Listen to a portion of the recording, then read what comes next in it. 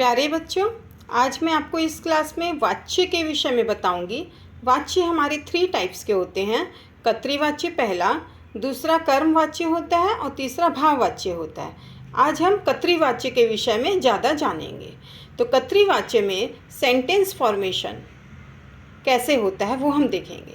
जैसे सेंटेंस, कोई भी सेंटेंस फॉर्मेशन में सबसे पहले हम कर्ता लिखते हैं, फिर कर्म होता है, फिर क्रिया होता है। जैसे एग्जाम्पल से समझेंगे अगर, तो रामः पुस्तकम पठति, तो रामः यहाँ कर्ता हो गया। कर्ता मतलब काम करने वाला राम हो गया। और क्या काम कर रहा है वह, उसका कर्म है पुस्तक को, वह पुस्तक को कुछ कर रहा है। और क्रिया, क्रिया तो फिर वो करना, क्रिया मतलब क्या कर रहा है, वो कौन सा काम कर रहा है, पढ़ने का काम कर रहा है। पठति, रामः कर्ता, पुस्तकम कर्म, पठति क्रिया। तो कर्तृवाच्य में सेंटेंस फॉर्मेशन में हमारा फॉर्मेट होता है कर्ता कर्म क्रिया में। तो अगर कर्ता हमारा प्रथमा विभक्ति से लिया गया है तो क्रिया भी हमारा कर्ता के अनुसार ही, उसकी कर्ता की विभक्ति के अनुसार ही क्रिया भी होती है। और क्रिया हमारा यहाँ से, संस्कृत में क्रिया जो है उसको धातु बोलते हैं, धातु रूप बोलते हैं। तो क्रिया का फॉर्मेट हमारा आता है परस्मय पद धातु से आता है। जैसे इसका एग्जाम्पल, परस्मय पद धातु कौन सा होता है, जैसे पठ का जो रूप चलता है ना, पठ का पठती, पठता, पठंती, पठसी, पठता, पठत, पठामी, पठावा, पठामा। तो ये जो फॉर्मेट होता है ना धातु रूप का, इसको बोलते हैं परस्मय पद टाइप का। तो कर्तृवाच्य में हमारा परस्मय पद, ये पठ के इस तरह के रूप, ये पठ मैंने सिर्फ एग्जाम्पल में दिया है। तो इसके पठ का जो है ये वर्तमान काल में हो रहा है। तो जैसे अब हम एग्जाम्पल देते हैं, रामः पुस्तकम पठति हमने देखा। अब रामः ये हमारा कर्ता के लिए जो हमारा टेबल हम फॉलो करते हैं वो शब्द रूप को फॉलो करते हैं, और क्रिया के लिए जो हम टेबल फॉलो करते हैं वो धातु रूप को फॉलो करते हैं। तो कर्ता हमारा आएगा शब्द रूप से। अब हमारे यहाँ कर्ता है राम, तो राम की टेबल चलेगी। जैसे रामः रामम रामेण रामाय, तो यहाँ रामः हमारा पहला स्थान से आया है, एक वचन प्रथमा विभक्ति से आया है रामः।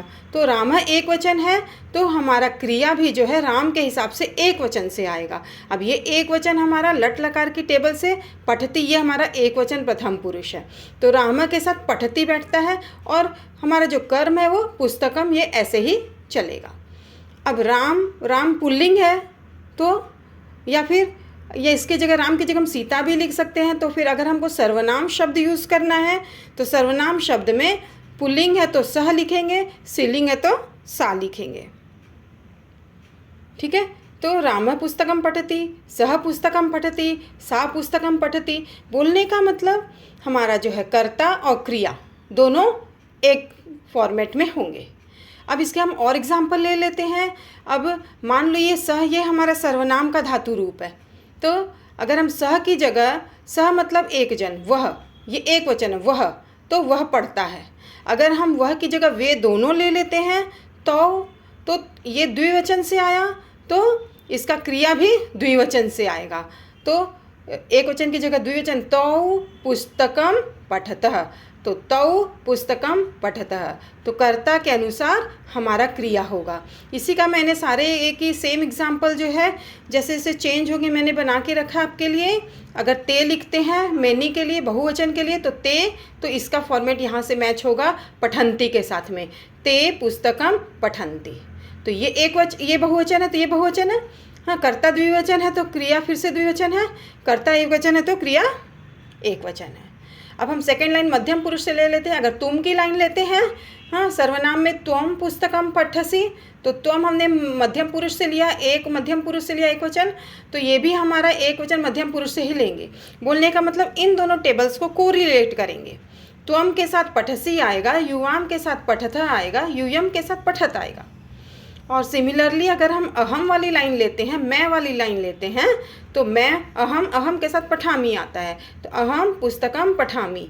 अगर आवाम ले लेते हैं, मैं दोनों, हम दोनों के लिए ले लेते हैं आवाम, तो आवाम पुस्तकम पठावा, हम दोनों पुस्तक पढ़ते हैं। और अगर हम सब 2 से ज़्यादा लोग हैं तो वयम पुस्तकम पठामः, वयम के साथ इसका मैचिंग होगा यहाँ पर। हाँ, ये जो है बहुवचन उत्तम पुरुष, तो बहुवचन उत्तम पुरुष में आया ये। तो इस तरह से हम मैचिंग करते हुए कर्तृवाच्य के सेंटेंसेस बनाते हैं और ये सेंटेंस हमारे जो है रेगुलर सेंटेंसेस होते हैं। इनको हम ज़्यादा यूज़ करते हैं और ज़्यादा इजीली समझ भी पाते हैं। तो ये मैंने इस क्लास में आपको कर्तृवाच्य के लिए बताया, जो कि बहुत ही सिंपल है। मैं नेक्स्ट में आपको कर्मवाच्य के लिए बताऊंगी। हाँ, तो फिर आपको वो बहुत अच्छे से क्लियर होगा कि कर्तरी में और कर्म में दोनों में क्या डिफरेंस होता है, सेंटेंस मेकिंग का थोड़ा डिफरेंस होता है। थैंक यू बच्चों।